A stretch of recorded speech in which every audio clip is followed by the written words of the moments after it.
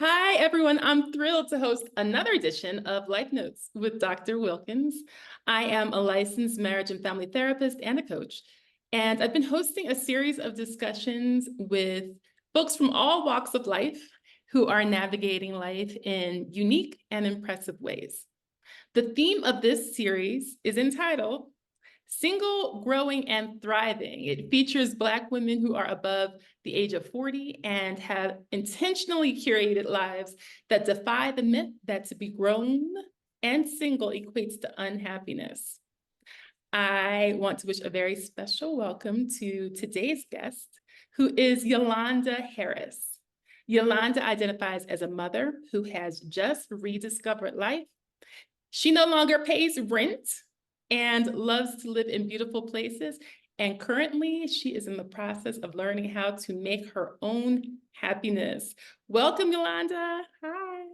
Hi, thank you for having me. Thank you for being here. And so, where I want to start is single, growing, and thriving.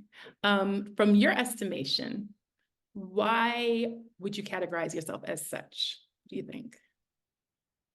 I have been living, I guess, what they call the status quo, as far as the expectations of people, Black women, and I just stepped out of that. Back in 2022, I was trying to figure things out.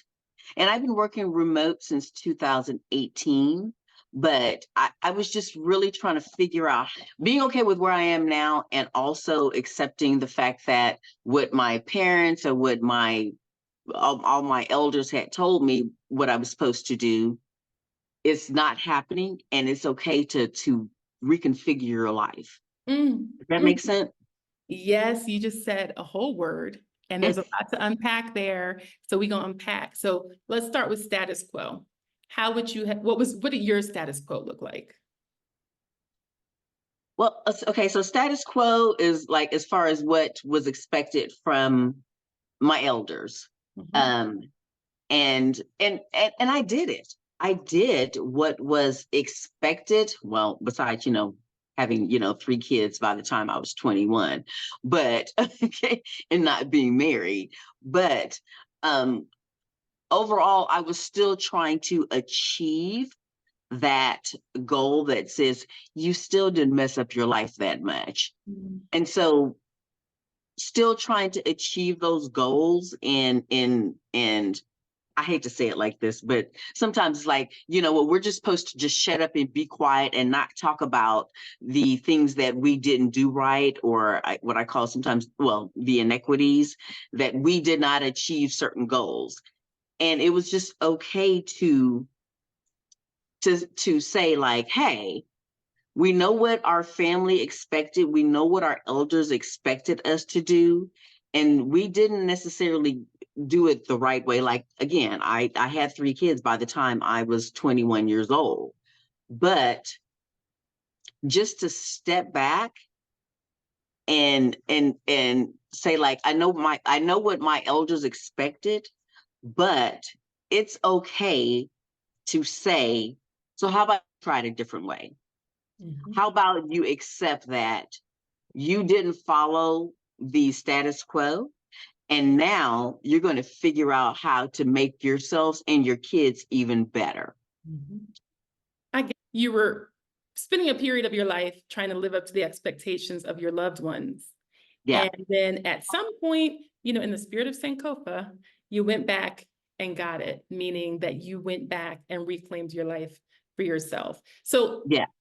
Yolanda, I'm a therapist, right? And so reading between the lines, we're gonna read between the lines. Okay. Um, you haven't said this, and you could push back if what I'm gonna say is too strong, but you had three kids by 21, Hmm. and what was felt like it was implied in what you were saying is that like your life because of that for by some people's expectations was supposed to be like plug pulled on your dreams and your life. Oh, yeah, absolutely. Yeah, according to society, based on the fact that I had 3 kids by the time I was 21, society said that I should be on welfare, that, I was not allowed to succeed or even dream bigger, that my kids were not supposed to dream bigger than, the situation that was happening to them.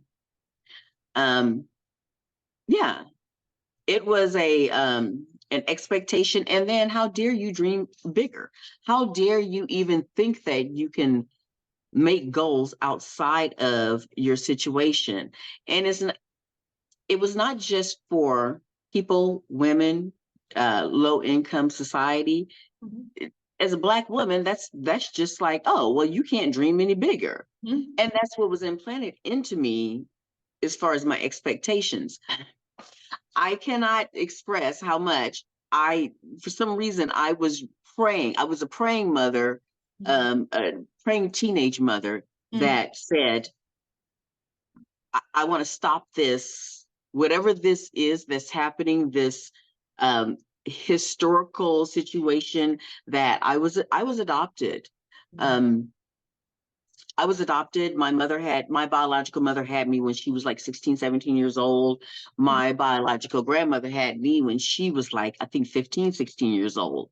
And Mhm. so when I actually got pregnant at a very young age, I was praying and I was like, I pray that I stop this, whatever this historical thing is Mhm. A that's cycle. happening to, Yeah. yeah, the cycle that's happening in my bloodline or whatever. And I didn't know anything better. I just knew that at the age of 14, 15 years old, when I was a young mother, that I was praying for something to stop and to give my children a better option.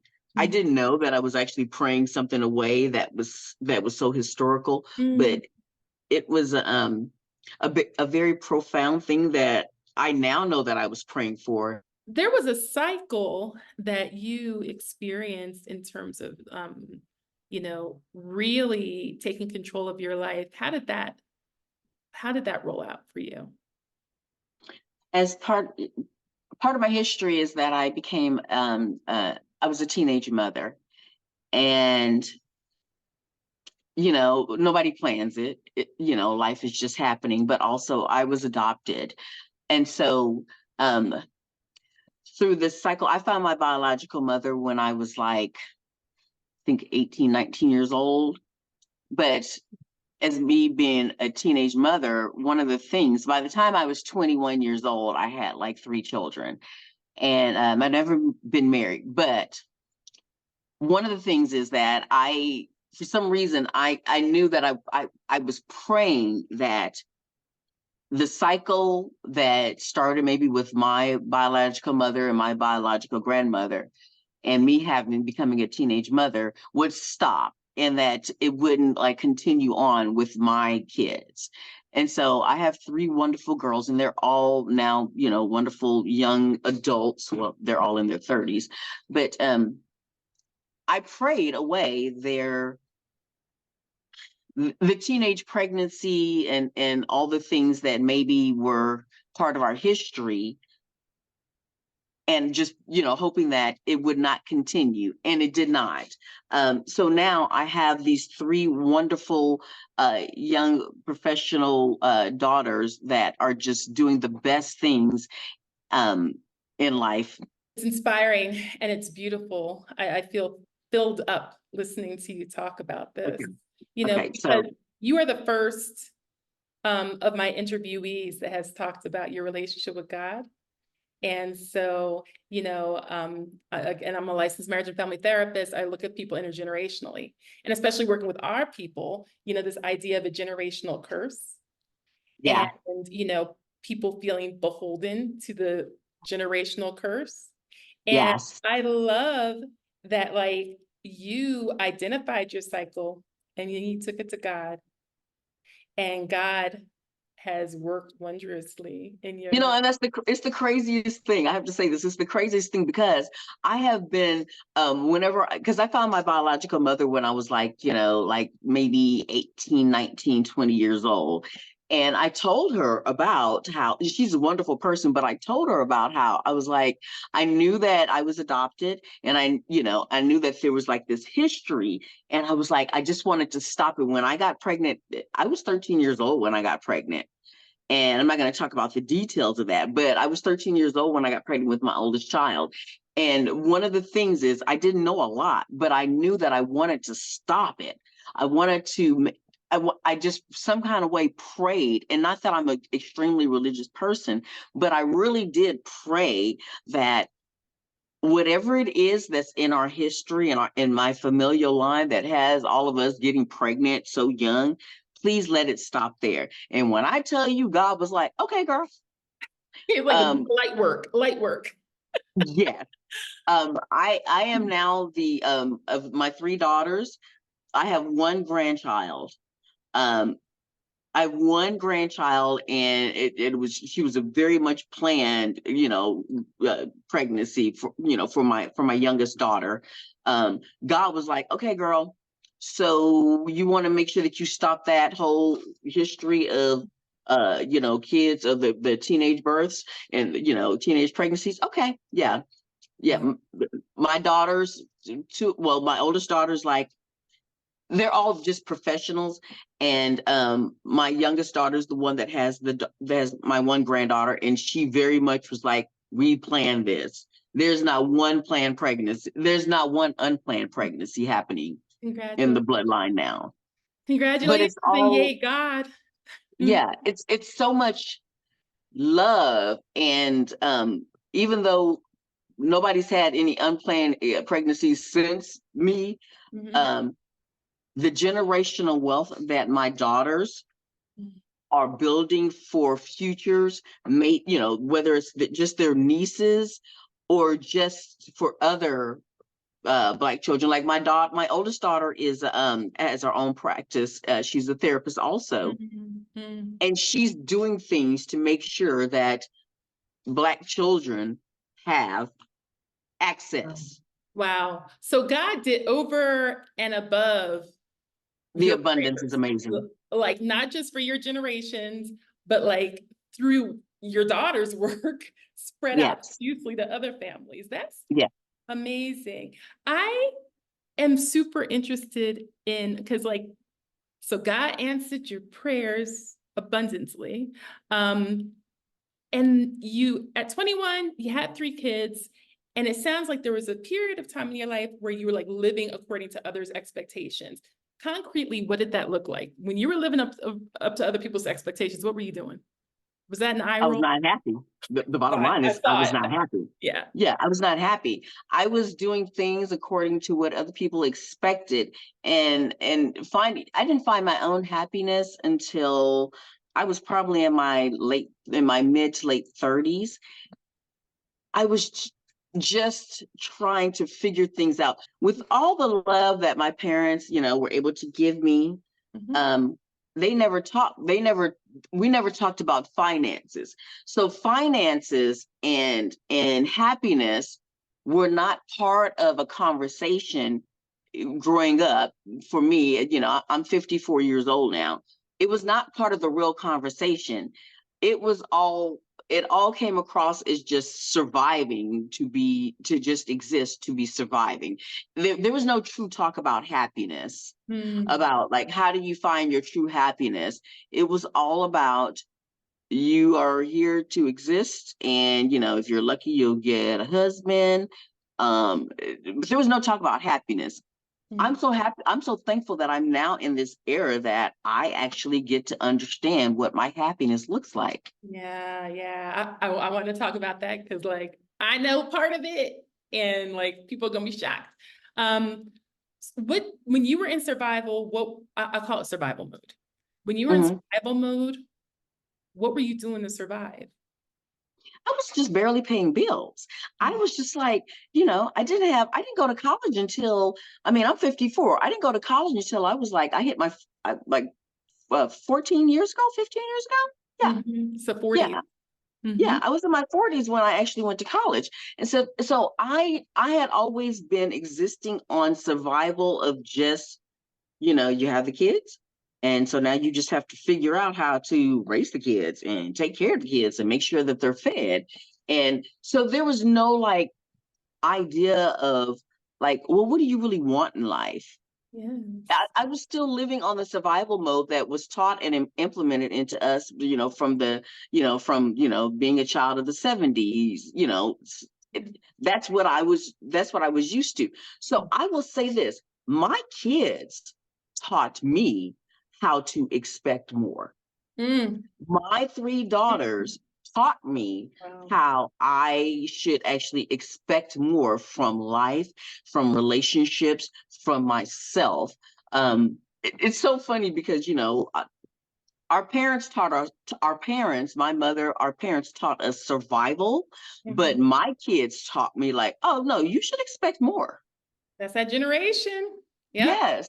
And Yep. so anybody that comes across, whenever I see some people are like, well, we didn't have that. We didn't, we just were expected to pay the bills and stuff. And these kids now are spoiled. I am so freaking thankful that my kids are spoiled as far as their expectations of life. Yes. Because had had it not been for them, I wouldn't know that I should expect more.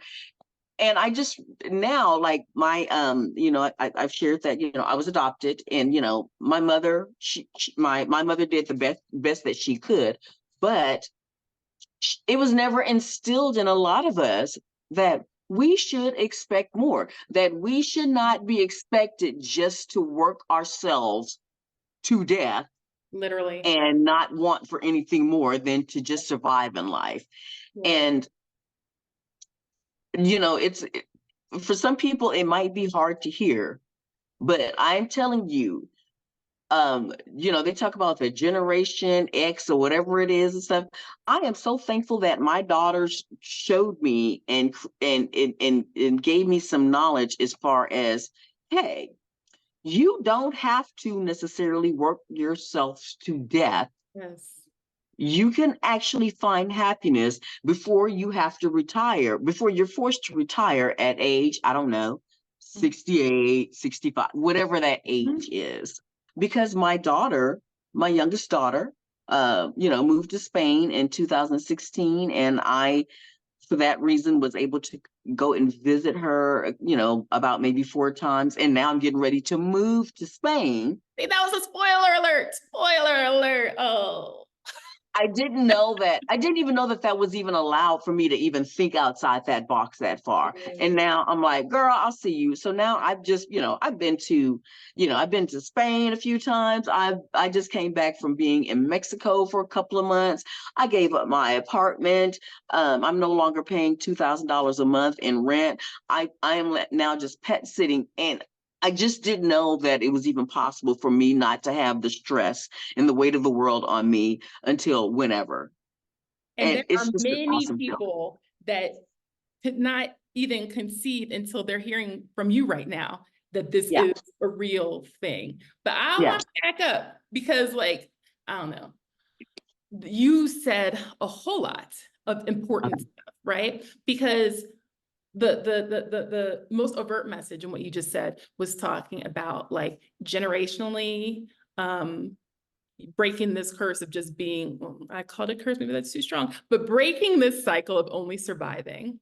That's Yes. one, like learning from that. But then I also think that there's something about like elders, I'm using that word in this context on purpose. Elders can learn from younger generations. There is Absolutely. not just, right? Like I think culturally, sometimes we can have like this linear top-down wisdom passes down.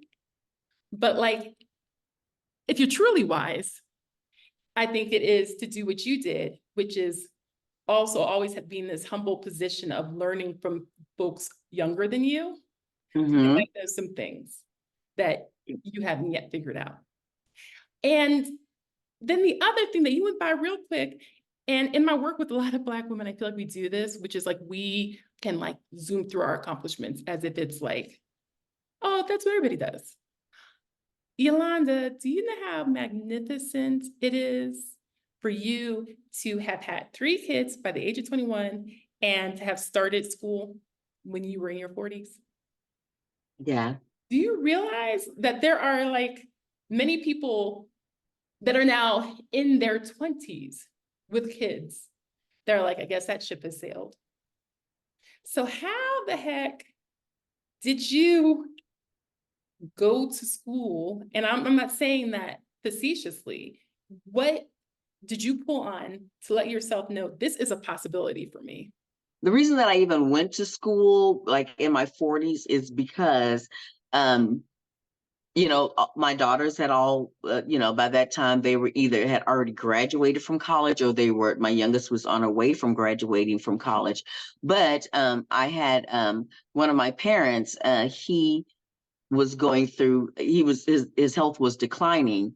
And it was just seeing what he was going through and me kind of taking over a lot of the stuff that was happening with him. I can't believe I started going to school about the time that I was actually taking over his healthcare issues, when he had to go into a nursing home and all that. And there was just some kind of epiphany that I had that was like, do you really want this to be your decline? I don't know. I just felt like that was like it was fortuitous of my decline. And just seeing my dad, my adoptive father, in his decline, I was like, okay, so how do we make things better? Hmm. I guess it was like during that time, I was just seeing myself still just surviving. And something within me was like, I actually enrolled in college and started going to school during that time, which to me, when I think about it now, I'm like, oh my God, you were dealing with your biological father going through his own demise and him reaching out to you after years of no contact and being like, I need help. And then, just working full time, paying bills, and just like, I just want better. I just want better. It was it was the hardest decision, but it was also the best decision that I made as far as, okay, I need to plan my future better. Now, college is not for everybody, especially at 40 something years old. It's not for everybody. It was a very hard decision. And I'm like, oh my God, why did I do that? But also it was just the best decision for me because I just needed more knowledge. I needed more insight. Um, and I'm very thankful for the decision that I made to go to college. And then, when I did graduate in 2016, my first international trip was my daughters they paid for me to go to Costa Rica. It was a girls' trip. We went to Costa Rica. Yeah, my daughters are amazing.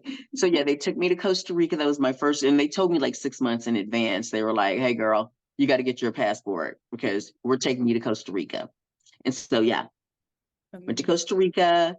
And that's when it kind of opened up the idea. I'm like, oh, so there is this other world that I could actually kind of discover. I'm going to go into the jungles of Costa Rica and we're going to have this whole experience. That was one of the changes, one of the epiphanies that I had through this whole experience. I'm like, oh my God, I'm in my 40s. My daughters have just paid for me to go to Costa Rica with them. And they appreciated my being there with them, on this girls' trip. Not everybody gets that opportunity to really enjoy that time with their daughters, with their adult daughters, because, yeah, so that's not the experience that everyone has. And I'm so very thankful that I got this experience with my daughters where they're like, no, we want to take you to Costa Rica. And, because I had my daughter so young, there's a certain amount of like sisterhood, girlfriend, but they still know that I'm their mom. They're like, don't say too much, but they respect that I am their mother, but also they know that I was a baby when I had them. And I'm so thankful that they have other opportunities. They have better opportunities than I had because I was a teenage mother. But I mean, you're part of that, right? Because what I'm hearing in your story is that you never stopped transforming. you I keep, stalled out a few times. I'll say that. I stalled out a few I times. mean, but you didn't stop. You didn't stall out when you slowed down. Yeah. And you hit a speed bump, but I mean, you just keep transforming. What is it about what is your special sauce? What is it about your makeup? So Your I'm personality? going to say this, Mhm. and I feel like if I don't say it, it will just like kind of sugarcoat everything. Yes. It was a crap show being a single mother under the age of 21 years old, having 3 kids by the time you're 21 years old. So I want to make sure that I say that Yeah, clearly. it was horribly hard. It Mhm. was not the best situation. Mhm. Let's not sugarcoat it. Yes. Um, people, it's so funny because people all the time are like, especially, I'll say this, non-black women that hear about, oh my God, you were 14 when you had your first child, blah, blah, blah. Oh my goodness, it's so horrible. It's like, girl, they're 30. My oldest daughter is almost 40. It's fine now. It's fine now. But it was not a good situation to come into. And I am so thankful that my daughters and I have grown into the wonderful relationship that we have now. But it was freaking horrible. So, anybody, if there's any young girls or teenagers or whatever stuff that are out here looking at this or listening to this right now, don't do it. Well you said. know, Well said. And yet, and I think that this is something that is uniquely part of like the African American experience, yes, which is against all odds. There is yes, something in exactly. many of us that Yeah, against all odds, and it sounds like the odds were extremely real and extremely hard and rigorous. And so yeah, I think it's important when we talk about us and our stories to, yes, talk about the reality of the hardship, but also yeah, not to not to minimize your unique yes. power and strength. And so what I'm wondering is, what is it about your personality that let you through that crap show persevere? So I feel like, and I think that my daughters would agree that I am a very unconventional mother. Um, you know, I I've been brutally honest. I've known when to shut up. Don't get me wrong. I know when to shut up. But there's times when I had to be brutally honest. Um, it is by the grace of, and I don't want to say the grace of God, because I don't, one of the things that I try to avoid is saying like, oh, I was blessed. It's like, no, I don't want to take that away from anybody else's experience. But I will say that through a lot of patience, I've made it through. We made it through, but I didn't grow into where I am now until I realized that I'm worthy. That was it. Now, yeah, That was it. that's a big part. You, especially when you're like growing up and you're thinking that you are a part of the systematic, welfare situation, you have become part of the status quo. You have become, you have become part of the statistic. Yes. You don't have to be, yes, you may be part of the statistic for a while, but you can still step out of that statistic. Mhm. Just because you may have been born into a situation or you have become part of a situation that is a quote statistic that is expected of you here, especially in the US, doesn't mean that you have to live by it. Mm. That's gold. That's gold. That's gold. And so your special sauce was found and realized when you realized that you were worthy. And Yes. you pushed through. You pushed through. I think And somebody it's out there is hard. And gonna, it is yeah, hard. it's hard. It's a crap show. I think somebody out there is gonna benefit from hearing that. Okay. So one of the things is I just want to be again transparent. Mhm. Girl, my lights were cut off a few times, like, up until, my youngest, became of age. And I'm not condoning it, but I'm just saying lights been cut off, just going through all the financial turmoil of being a single mother, it happened. Yes. There might have been days where, lights were not on for a while and all these things. But in the end, and it's not just me, it's other people, other single mothers and stuff that I've known that have persevered through the That's stuff that they've had to do to raise their children. right. They, Yeah. we were not the best mothers, Yes. all the time, and we didn't always make the right decisions, but we made the best decisions that we could. And because of that, it was so funny because I think, like, when my daughters, like, when lights did get cut off every now and then, again, it hasn't happened in 15 or something years, but when it did happen, they were like, what is going on? And it's like, oh, you didn't know we were poor? Okay. My youngest daughter to this day is so funny. So because she thinks that, like, now they have all these ramen restaurants and stuff that are, all fancy and everything. Yes. And she was like, oh, I just remember, like, we just had, like, that 15 cents package of ramen and stuff that you would just, like, cook an egg and some sausage and, get some frozen broccoli or whatever. And that was, she thought that was gourmet. It's like, So Mom, you could whenever have I opened go up a to, restaurant behind that. so And whenever so, I like, go to, yeah, I hear you in terms of, and I think it's important, you're right, in terms of people understanding ish got real, yeah, ish got very, very real.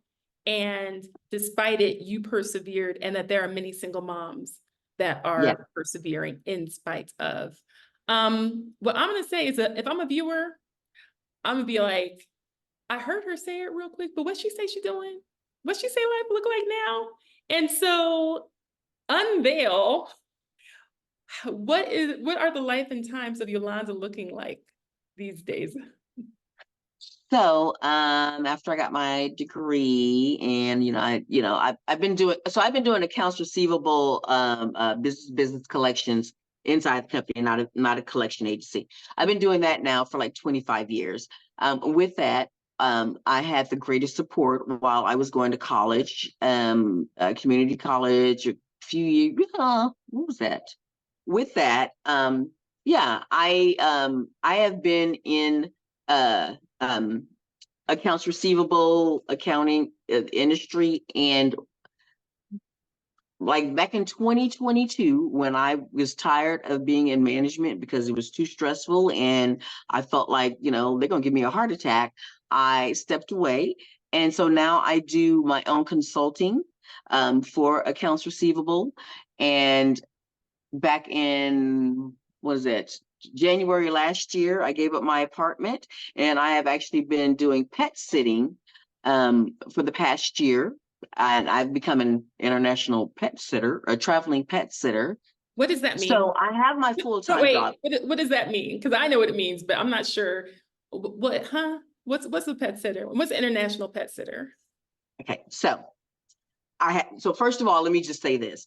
I have my job. I actually have my regular income, but in order for me not to pay rent, I actually am a traveling pet sitter. So what I do is I take care of people's homes while they travel, and I come and take care of their pets and their homes, and therefore I don't have to pay any rent. So for the most part, I am here in Texas, pet sitting between Austin, Dallas, and Houston.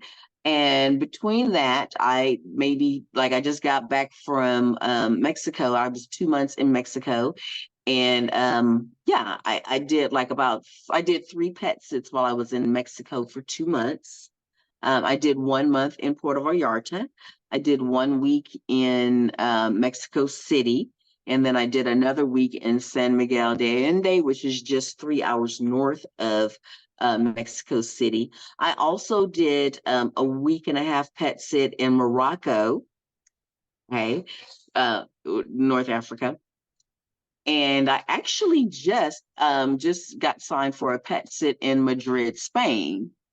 So with that, It's not, pet sitting is not for everybody, but I freaking love it. I love it. It's been amazing. I don't have to worry about paying rent right now. I will be getting an apartment when I move to Spain in a couple of months. But overall, it's just been great because I can now, like, I've gone and stayed in San Diego for a couple of weeks and I did an awesome pet sit there. So it's just gave me this freedom. So let me just put it in perspective. There are some people that actually like get the RVs and travel across the US just in their RVs and just kind of live in that RV life. That's not me. I actually like to go and get a nice like beachside condo that I have to take care of their pets for like a week or so. And that's what I do. Or going down to Mexico and taking care of somebody's pets in Puerto Vallarta for a month. That's what I do. That is, you have broken the mold. Yeah. You have broken the mold. And so, we're not gonna mention the site because we're not getting coins from the site. But if people want to pet sit, I assume that there are apps that they can Google to find out how to be a pet sitter. Yes. So I will say this, if you would like to get more information, my YouTube is Locating Cozy. I'm all about locating cozy between not paying rent and just pet sitting around domestically, like within the United States and internationally. So if you want to get more information, please do check out my website or my YouTube channel, which is Locating Cozy, where I talk about all things pet sitting. Locating cozy, that is easy enough for people to commit to memory. I think that that's so important to share because I've never heard of somebody being an international pet sitter.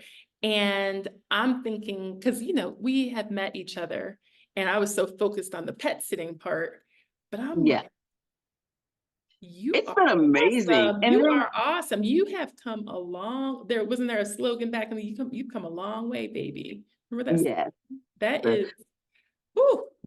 So one of the things is whenever I with me being in Mexico and going to Spain, I literally locating cozy is just like I'm just kind of creating experiences.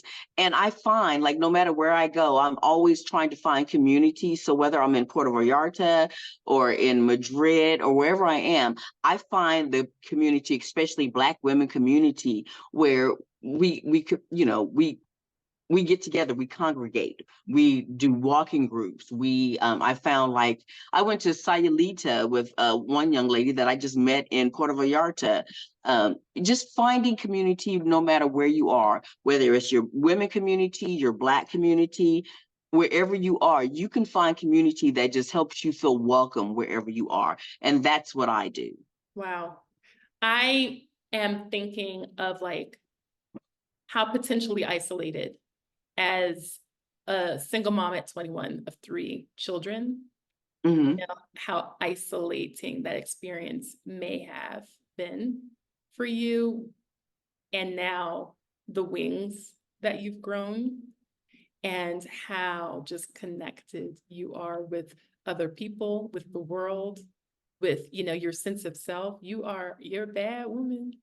You're a bad woman. And so every life note, I ask participants to do this, which is there's somebody watching and they're like so inspired and they don't know how they would do it. What would your advice to them be?